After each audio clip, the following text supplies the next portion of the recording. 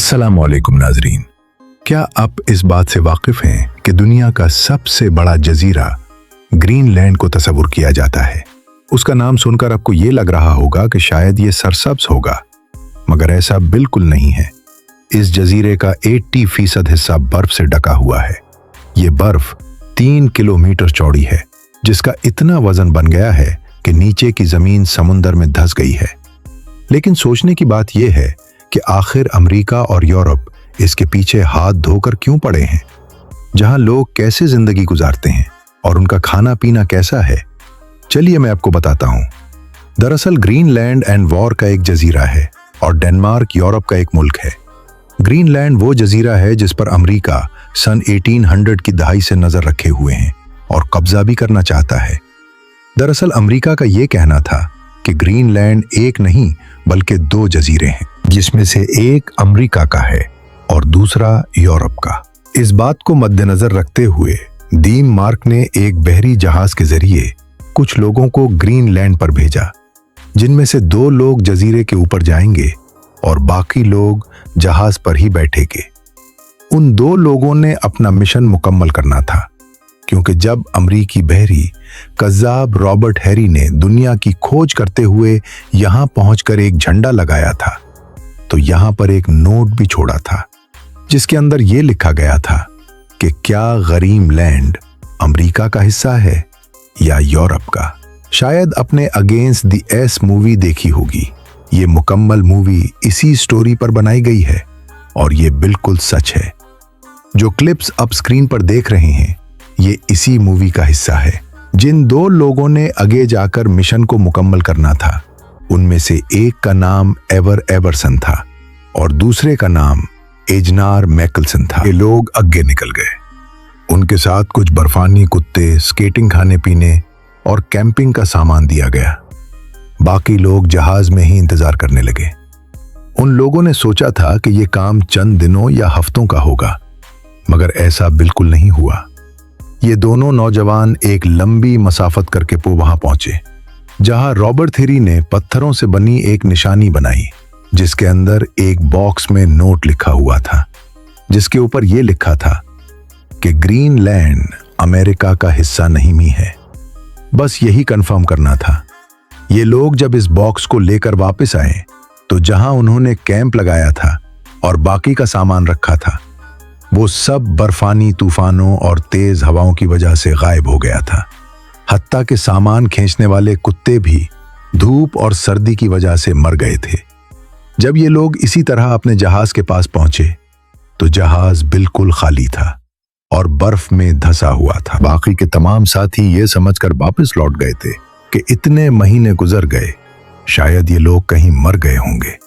लेकिन ऐसा नहीं था। ये लोग इसी जहाज में जिंदगी और मौत से खेलने लगे, बर्फीले जानवरों और मछली का शिकार करते और जिंदगी गुजारने लगे। यूं उनको 3 साल का अरसा गुजर गया, यानी 1909 से लेकर 1912 तक का।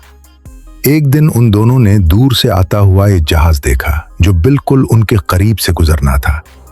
उन दोनों ने लकड़ियां इकट्ठी की और उग जलाई। जहाज वालों ने धुआं देखकर उनकी तरफ जहाज मोड़ दिया। जब उगे आए तो उन दोनों को पाया। फिर ये लोग तमाम सबूतों को लेकर डेनमार्क चले गए और डेनमार्क वालों ने उनका पुरजोश इस्तकबाल किया। डेनमार्क की हुकूमत ने उनको बहुत कुछ नवाजा और तारीख में उनका नाम अमर कर दिया। ये दोनों डेनमार्क के हीरो कहलाए।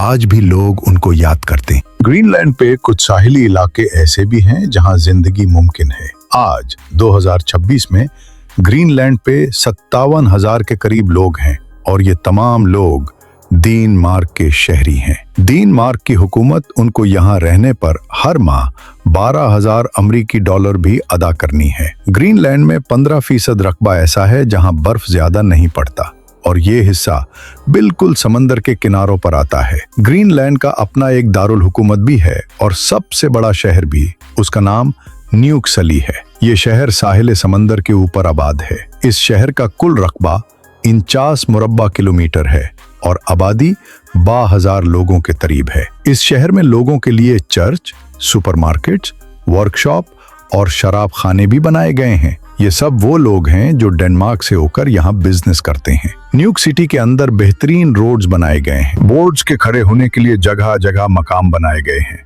क्योंकि इस शहर से अगर ग्रीनलैंड के किसी दूसरे हिस्से में जाना हो या डेनमार्क जाना हो तो बजरिया बहरी जहाज, हवाई जहाज या स्केटिंग के जरिए जा सकते हैं। एक शहर से दूसरे शहर तक कोई रोड नहीं है। ग्रीनलैंड में ज्यादातर जिंदगी गुजारने की चीजें आती हैं, लेकिन यहाँ के लोग समंदर से फिशिंग करते हैं, जो डेनमार्क में भी सील होती है और ग्रीनलैंड में भी। यहाँ इतनी सर्दी पड़ती है कि ये लोग बगैर शराब और गोश्त के नहीं रह सकते, वो चाहे गोश्त मछली का हो या सूर का। याद रहे कि यहाँ बहुत सारे कॉल सेशंस और हॉस्पिटल भी बनाए गए हैं।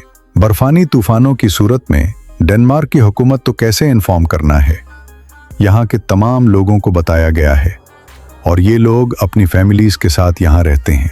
आपको ये जानकर हैरानगी होगी कि ग्रीनलैंड की बर्फ के नीचे से कुदरती गर्म पानी के चश्मे निकलते हैं। कुदरत का बहुत बड़ा करिश्मा है। इन चश्मों से लोग पानी भी भरते हैं और यहाँ नहाते भी हैं। अगर अब ग्रीनलैंड जाना चाहते हैं तो आपको डेनमार्क का वीजा लेना होगा, जो शेंजन यूरोप का एक मुल्क है। डेनमार्क पहुंचकर फिर अब ग्रीनलैंड का वीजा लेंगे, हुकूमत आपको इजाजत देगी। फिर अब बजरिया बहरी जहाज या हवाई जहाज ग्रीनलैंड जा सकते हैं। ग्रीनलैंड में होटल्स भी मौजूद हैं, मगर इंतहाई महंगे हैं। आपको ग्रीनलैंड में सिर्फ बर्रग और ऊंचे ऊंचे पहाड़ी देखने को मिलेंगे। ग्रीनलैंड का कुल रकबा 21,66,086 मुरब्बा किलोमीटर में, और ये डेनमार्क से 50 गुना बड़ा है। यहाँ की ऑफिशियल जुबान ग्रीनलैंडिक है। इसके अलावा इंग्लिश और जर्मन भी भूल जाती है। अगर हम ग्रीनलैंड का नक्शा देखें तो इसके एक जानिब अमेरिका और दूसरी जानिब कनाडा आता है, मगर समंदर क्रॉस कर ग्रीनलैंड को एटलांटिक इक्वेशन और आर्कटिक ओशन दोनों लगते हैं। नाजरीन, आखिर अमेरिका उसे क्यों हासिल करना चाहता है? चलिए मैं आपको बताता हूँ। जरा साल 1900 की दहाई में अमेरिका का एक पैसेंजर जहाज यहाँ क्रैश होकर गिर पड़ा था, जिसे ढूंढने के लिए अमेरिका की टीमें यहाँ पहुंची और साथ हैवी मशीनरी भी लेकर आई, ताकि बर्फ को हटाकर जहाज ढूंढा जा सके। इस दौरानिये में काफी गहरी डलिंग भी की गई। उस वक्त अमेरिका को यह पता चला कि ग्रीनलैंड की जमीन कुदरती जखायर से मालामाल है। यहाँ कुदरती तेल और गैस के बड़े जखायर मौजूद हैं, जो कि अरब मुल्कों से भी ज्यादा है।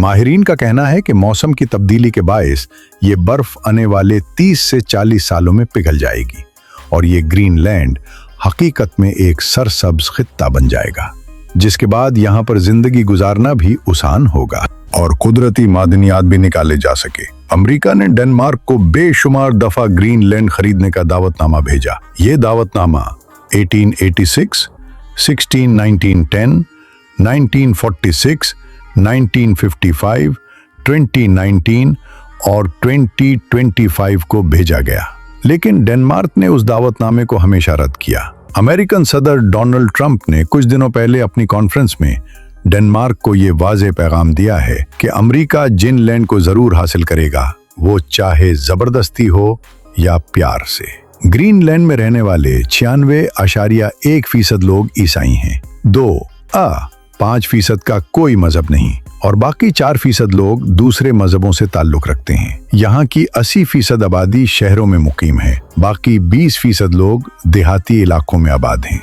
सबसे बड़ा शहर न्यूयॉर्क है। उसके अलावा सिस्मेटुल, वलसात, अस्यात और काकुटिक सरफहरिस्त हैं। गर्ललैंड में टोटल 214 शहर और देहात हैं, जहाँ चंद लोग रहते हैं। ज्यादातर शहरों में 1000 के करीब आबादी है। यहाँ ज्यादा तक लोग अमीर हैं। ये लोग सालाना $7,840 कमाते हैं। यहाँ की करेंसी डेनिश क्रोने है, जो पाकिस्तानी तकरीबन 45 रुपए के बराबर है। याद रहे कि ग्रीनलैंड में सालाना 1 लाख के करीब लोग पूरे यूरोप और अमेरिका से घूमने के लिए आते हैं।